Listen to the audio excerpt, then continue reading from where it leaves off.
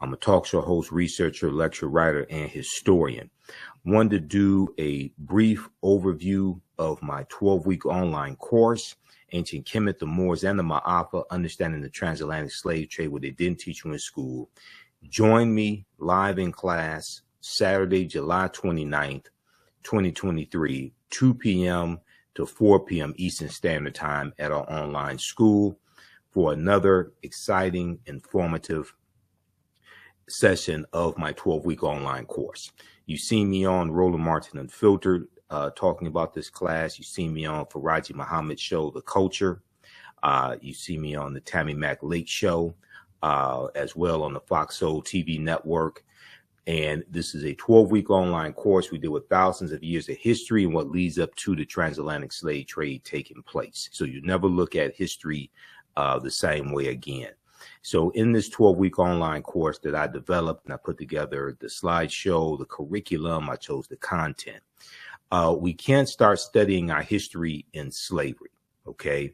Even when we study the transatlantic slave trade, which is important to study, we can't start in 1619. And there's a whole lot of talk about 1619 because of the 1619 project and the 400th year anniversary of August 20th, 1619, which we do deal with in the class, but we deal with thousands of years of history that leads up to 1619 as well.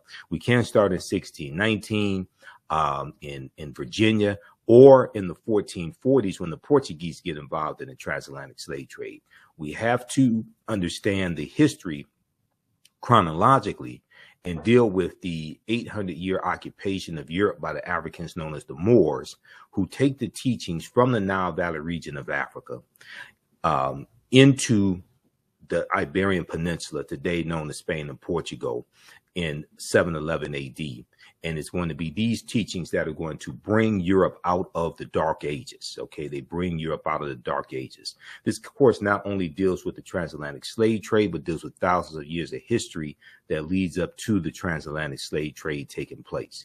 Now, August 20th, 2019 marked the 400th year anniversary of those 20 and odd Africans or 20 and odd Negroes who came into Point Comfort, which was really in Hampton, Virginia, as opposed to Jamestown, Virginia, on August 20th, 1619, on the White Lion pirate ship. And we go in depth and talk about what happened and deal with the fact that you had 350 Africans who were taken from Angola and they were on a slave ship called the San Juan Batista.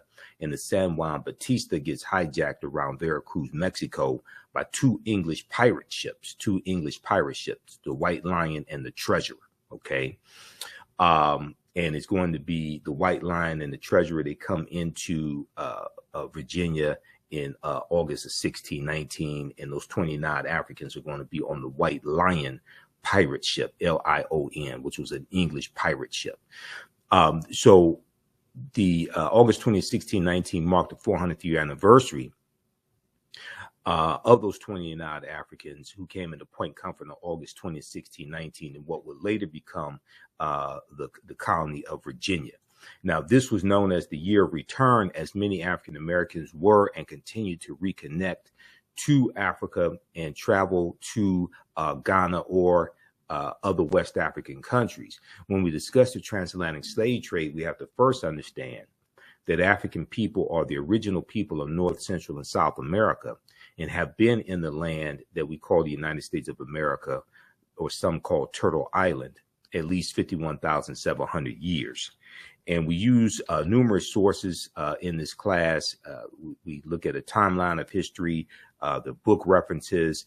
There are 100 articles that we look at as well. We have video clips, PowerPoint presentation, etc. Now, we see that the teaching of African history has come under attack, and probably unprecedented attack, in the last few years. We see in Florida, especially, the advanced placement African American studies class from the College Board. We see that being banned in the state of Florida. And we saw protests take place around that. We see with the anti-critical race laws in the past 2 or 3 years, we see that impacting how Black History Month lessons are taught in schools. Axios.com had this article, New Rules Are Limiting How Teachers Can Teach Black History Month. We see stories about we see stories about lessons dealing with slavery gone wrong, like this article from USA Today, mock slave auctions, racist lessons, how U.S. history class often traumatizes, dehumanizes Black students. So we see different stories like this in the latest attack dealing with the teaching of African American history. Once again, comes out of Florida in the new social studies standards, and part of the new social studies standards appear to teach middle school students that at least some African Americans benefited from slavery because it taught them useful skills, okay, as this article from NBC News discusses. And we've dealt with this on the African History Network show as well. So in this class, we deal with thousands of years of history and what leads up to the transatlantic slave trade taking place. So the 1619 project, even though there is some good information in it, a lot of what we know about those 20 and odd Africans is wrong. And one of the problems with the 1619 project is it does not deal with the African presence in the land we call the United States of America, going back at least 51,700 years ago, which we deal with in the class. And we discussed Dr. David Imhotep's book, The First Americans Were Africans, Documented Evidence, as well as other sources.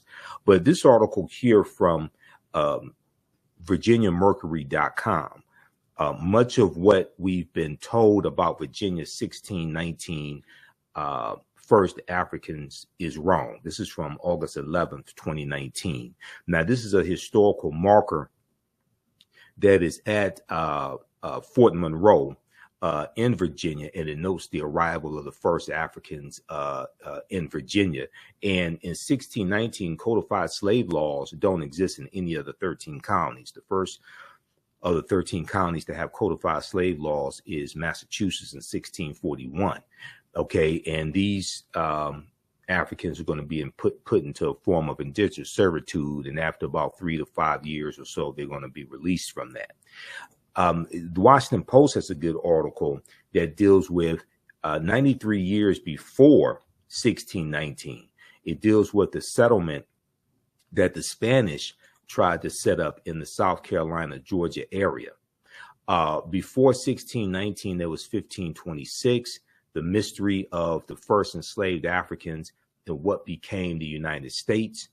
Spanish explorers brought 100 African slaves to a doomed settlement in South Carolina or Georgia. Within weeks, the subjugated revolted, then vanished. Within weeks, the subjugated revolted, then vanished. Be sure to register for this 12-week online course. You can do so at our website, theafricanhistorynetwork.com, theafricanhistorynetwork.com. We have the information right in the thread of the broadcast also.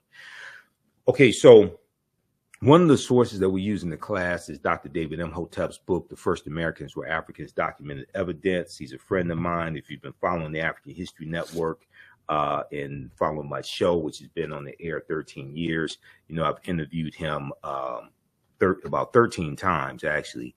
And this is his first book. His second book is out, The First Americans Were Africans, revised and expanded. So this first book is out of print. Okay, but his second book is available for purchase at Amazon.com.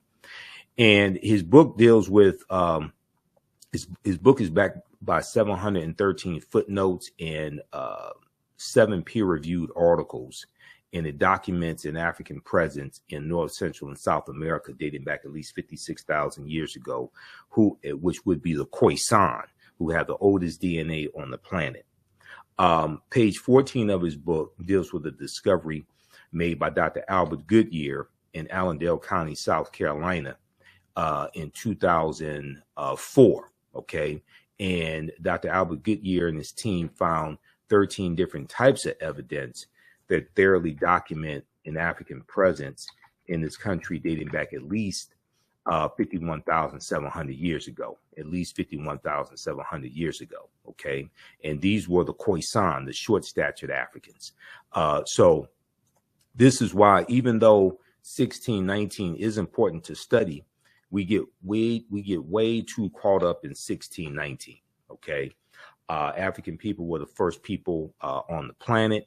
We look at archaeological discoveries in this class that continue to push the timelines back, like the one that came out of Morocco in June 2017, which shows remains of Homo sapiens dating back between 300,000 and 350,000 years ago, which is at least 100,000 years older than the remains that were found in Ethiopia about 1974, that dated back 195,000 years ago. But in Allendale County, South Carolina, they found artifacts, architecture, campsites, carvings, Egyptian writings, footprints in lava, genetic M174D haploid groups dealing with DNA and genetics, linguistics, paintings, skulls, skeletons, structures, and tools. They found 13 different types of evidence, thoroughly documenting an African presence that dates back at least 51,700 years ago. Now, here is a picture of Dr. Albert Goodyear, who's an archaeologist at the University of South Carolina. Here is his, this is an article that he wrote.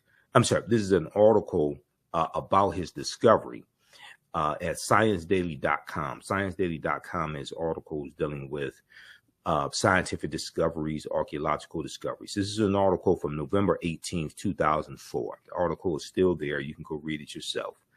It's called New Evidence Puts Man in North America 50,000 Years Ago. New Evidence Puts Man in North America 50,000 years ago.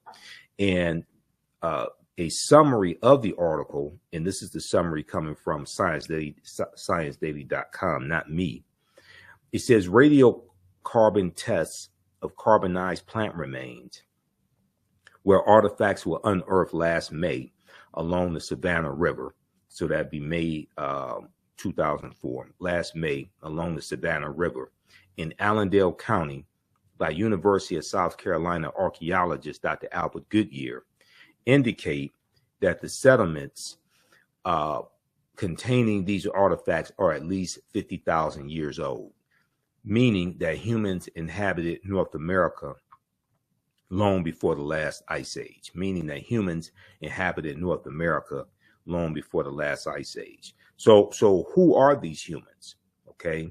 Well, an October 2012 genetic study published in Science magazine found that the Khoisan in Southern Africa are the oldest ethnic group of modern humans, with their ancestral line originating about 100,000 years ago. The Khoisan are formally called by the derogatory term Bushmen, and they are genetically unique, and no other currently known population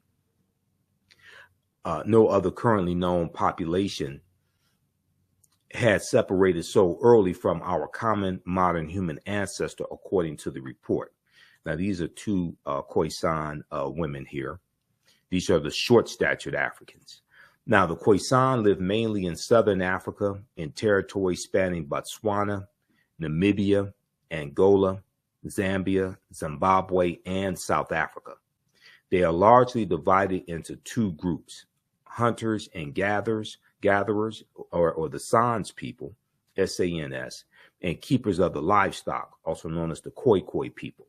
Now, Sarta J. Bartman, who was derisively called Hottentot Venus, who was sold into side shows, freak shows in Europe, and traveled around in the early 1800s, and she dies in 1815. Sarah Bartman was Khoisan. Okay. The Khoisan languages include the distinctive click sounds that are not found in the languages of their neighbors. And there was an article from AtlantaBlackStar.com, 5 ethnic groups that proved the first humans were black, that you could check out as well. And then we look at different African civilizations and different ancient civilizations. And one of them is, we look at Nubia, or Ta-Nehisi, ancient Kemet, ancient Egypt. We look at the early mound builders, and we look at the Olmecs as well. And we look at excerpts from Dr. David Imhotep's book, also The First Americans Were Africans, Documented Evidence. And we know that there are about 1 million mounds that existed in this land that we call the United States of America. There were 1 million Indian mounds in North America. The data are only 100,000. Cyrus Thomas, director of the Eastern Mound Division of the Smithsonian Institute Bureau of Ethnology in 1881, said, quote, distinct from the American Indians, end quote. There was a race of mound builders in America distinct from the American Indians, okay? And there are also large erections formerly called Native American mounds, now known to be African mounds, that are shaped like pyramids that are found across North America. The largest ones surviving today are in the Mississippi Valley. The largest of all was the Cahokia Mound near the area where the Mississippi and Missouri rivers converge, okay? Now, so we go and look at different archaeological discoveries that are causing the scientists and archaeologists and paleontologists to rethink everything. One of those archaeological discoveries was revealed in June of 2017.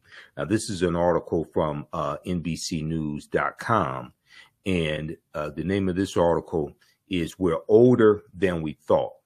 New Find Pushes Human Origin Back 100,000 Years Ago."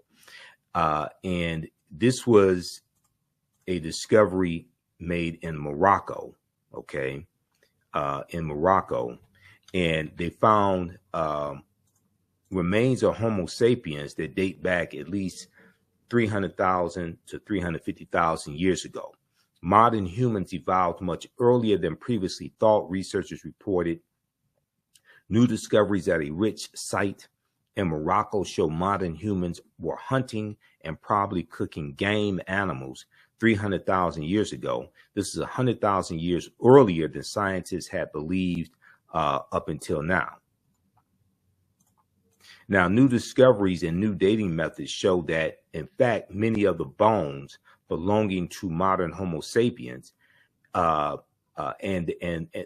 belonged to modern Homo sapiens, and they lived as far back as 300,000 to 350,000 years ago.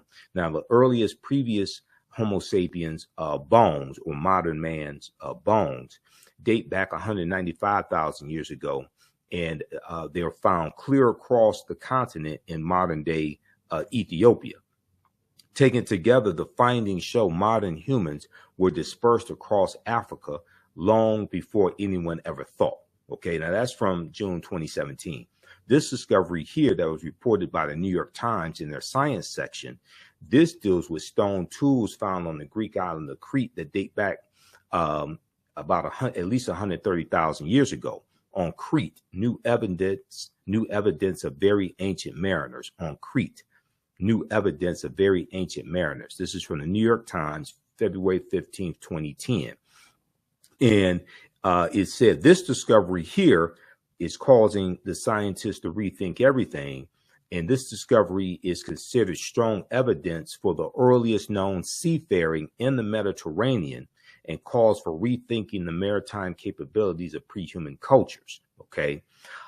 So the deeper they dig, the blacker the planet gets, the more research they do, the older we get. So we go through and look at history chronologically and see what leads up to the transatlantic slave trade taking place, which begins in the early 1440s. We look at civilizations like ancient Nubia or Ta-Nehisi, which dates back to about 4,500 BCE, before the Common Era of BC. Ancient Nubia or Ta-Seti, or also called Ta-Nehisi, and that region would be known as Kush, K-U-S-H, was a region along the Nile River located in northern Sudan and southern Egypt. So the lower portion of what is today Egypt and the upper portion of the Sudan is where Nubia was in ancient times, okay? And we know that the geographical boundaries that make up the 54 African countries, those geographical boundaries largely come from are the result of the Berlin Conference of 1884 and 1885, when 14 European nations meet in Berlin, Germany, to carve up Africa into colonies, okay? And they draw the geographical boundaries around the areas that have the natural resources that the respective European nations want.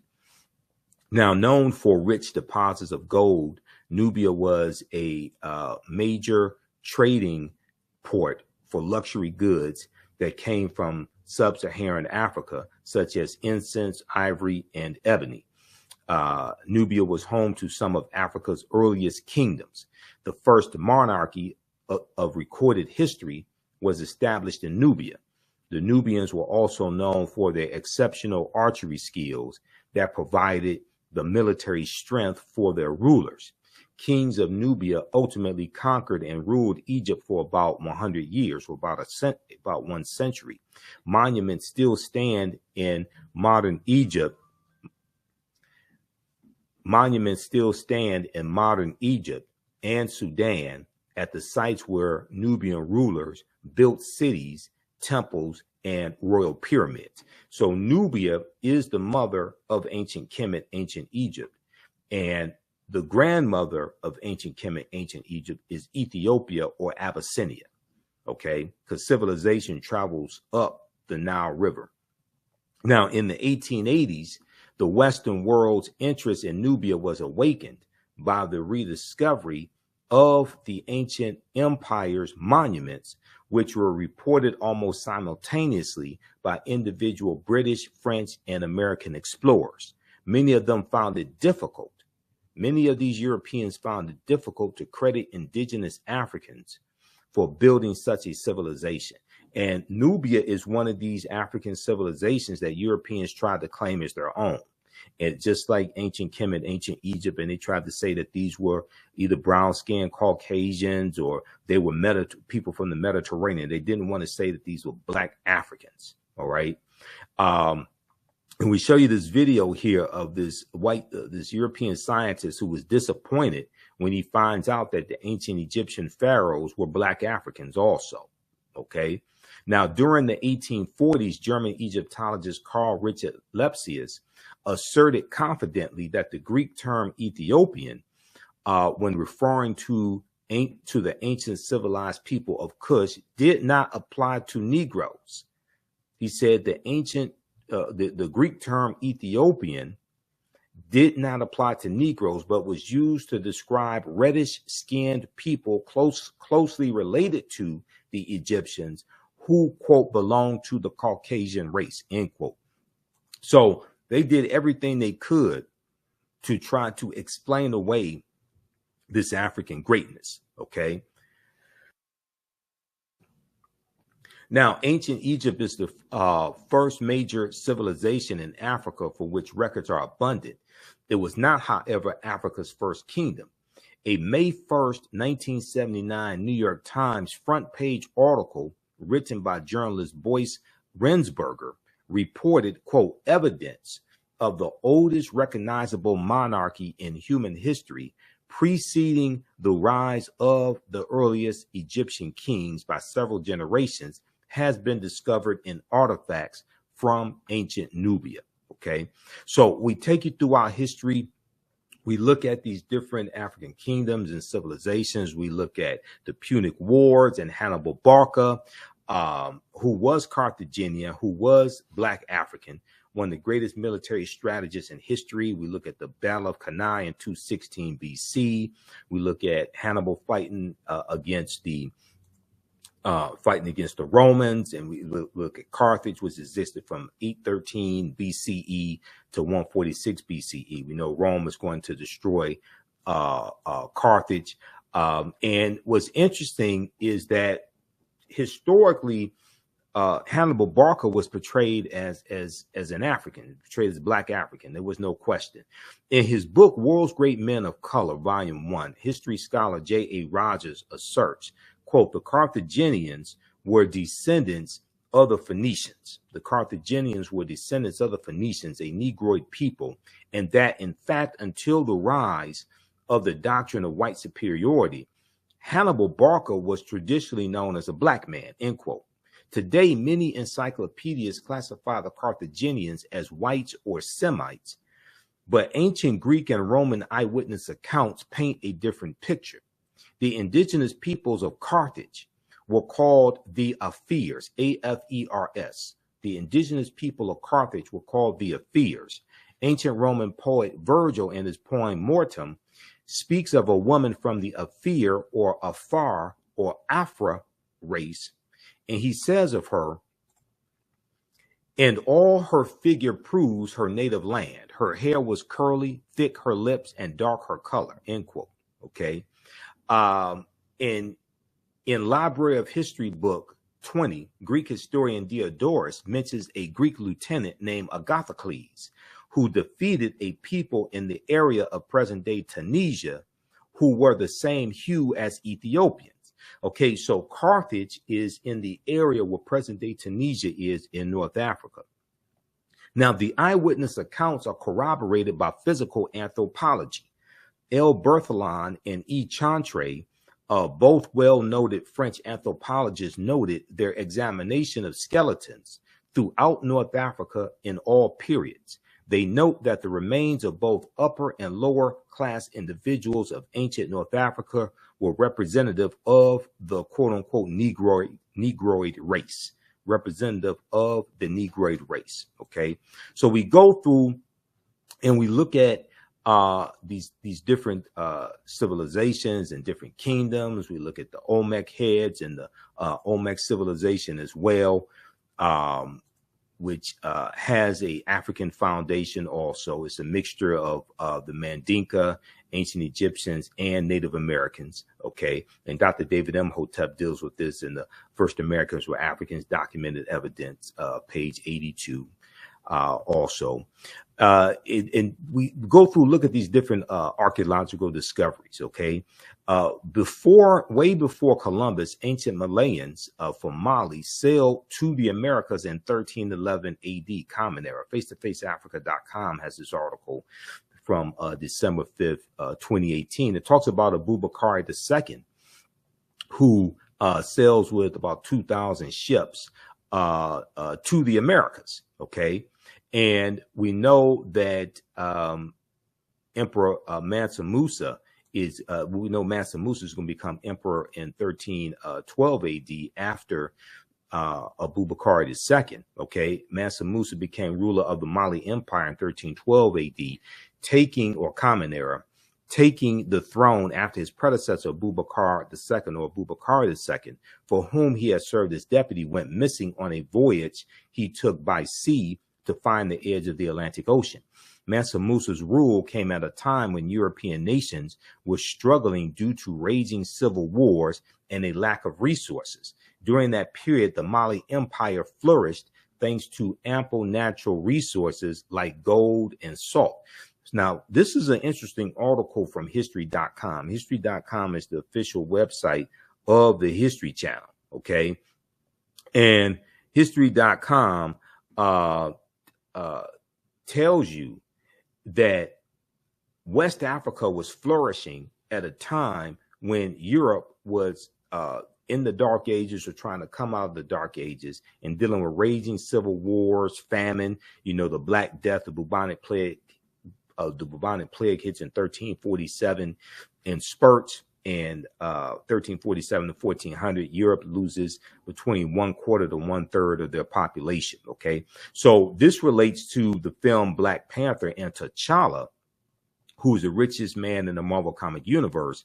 And this article relates T'Challa to Mansa Musa. Mansa Musa was the richest man in history. He just so happened to be an African man. We deal with the film Black Panther as well in the class. The first Black Panther movie and the second Black Panther movie also. And we know that the Panther deity Bast from Black Panther comes from Bastet, who was a goddess worshipped in ancient Kemet, ancient Egypt. Bastet was an ancient Egyptian goddess, or a neter, worshipped in the form of a lioness and later in the form of a cat, with the head of a cat, the body of a woman, the head of a cat. She was a neter, or goddess of warfare in Lower Kemet. She was worshipped as early as the Second Dynasty, around 2890 BCE, before the Common Era. We know the Wakandan salute, which is always right over left, the Wakanda salute with the cross arms across the chest. That comes from the position of the Nasubites, or the pharaohs, in the sarcophagi, when they are deceased. It's a symbol of power and royalty. And we see that symbol go around the world. Africans take this around the world. We deal with what the word Wakanda means, because Wakanda is a real word. The film Black Panther is so powerful. I've done numerous lectures on the film Black Panther. I did 3 months of research, researching the 52-year history of the Black Panther comic book, and researching the movie as well, to be able to do my lectures on the film Black Panther. So Wakanda is a real word.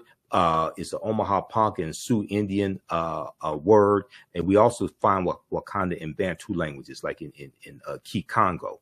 But Wakanda basically means possesses secret powers, And Ruth Carter, who was the costume designer for Black Panther, and she won Oscars for the first Black Panther movie and the second one. She studied 11 different African cultures for 6 months and infused this into the Black Panther comic book. Okay, so we go through and we look at that African influence that we see in the film Black Panther as well. We look at the influence from Africa that we see here in the land we call the United States of America. Did you know that the Washington Monument is an ancient African symbol called a Tekken, which comes from the mythology of Asar, Aset, and Heru, who the Greeks called Osiris, Isis, and Horus. And it's a symbol of resurrection and transformation. Okay. And there are about 1,200 Tekkenu all throughout ancient Kemet, ancient Egypt. Today, there are less than a dozen. All right. Be sure to visit our website, theafricanhistorynetwork.com, theafricanhistorynetwork.com, and register for this 12-week online course that I teach, ancient Kemet, the Moors, and the Ma'afa, understanding the transatlantic slave trade, what they didn't teach you in school. Kemet is one of the original names for Egypt. Okay. This class is on, when you scroll down our website and you go to the top, you'll see the information for our radio show, the African History Network show. Our social media handles are here as well. I'm on Sundays, 9 p.m. 11 p.m. Eastern Standard Time, on 9:10 a.m. Superstation WFDF here in Detroit. And we broadcast on our Facebook and YouTube channels and pages when we're on live. But our 12-week online course, Ancient Kemet, one of the original names for Egypt, the Moors, and the Ma'afa, understanding the transatlantic slave trade, what they didn't teach you in school. Our next class is Saturday, July 29, 2023. We do the sessions live. All the sessions are archived and recorded. You can go back and watch it anytime. This class is on sale $80, regularly $130. Even after the course is over with, you can go back and watch the full class. You still have full access. So a year from now, 2 years from now, you can go back and watch the entire course. Okay. You can use this information with your children. I would say the content is PG-13. It's not overly graphic. I don't do a lot of cursing or anything like that. I do a PowerPoint presentation. We have over 200 slides. I created the PowerPoint presentation. I'm a historian. I've been studying 30 years, actually 31 years. There are about 80 to 100 articles that we reference, the video clips that we look at as well, and book references also. We show you the book references on the screen. You don't have to buy any of these books to follow along in class.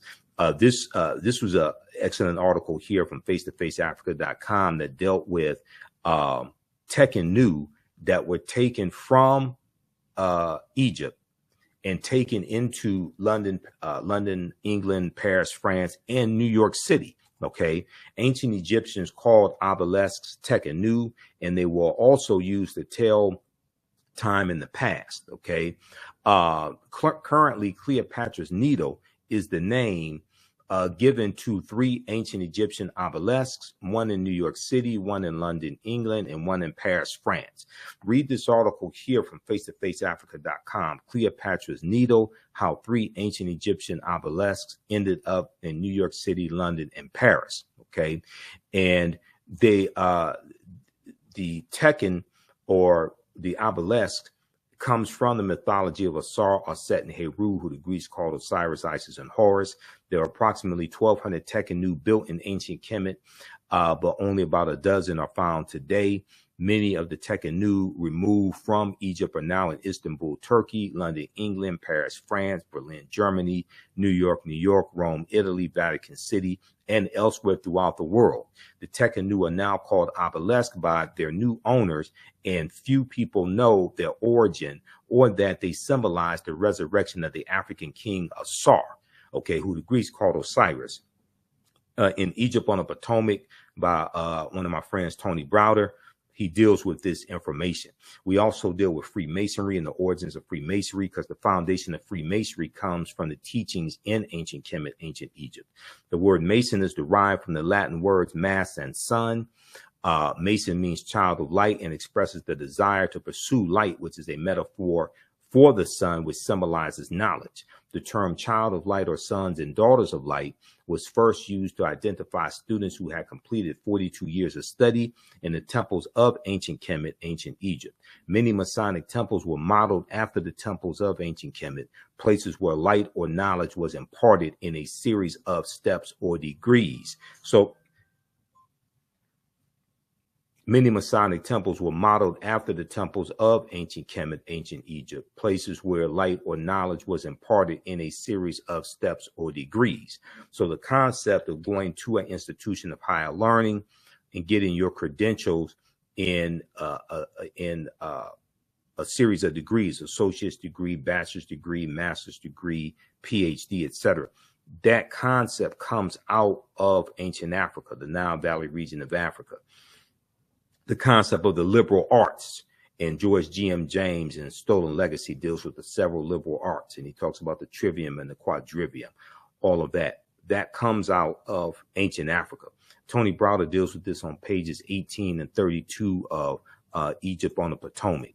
Now, Masonic temples are considered houses of light or temples of learning.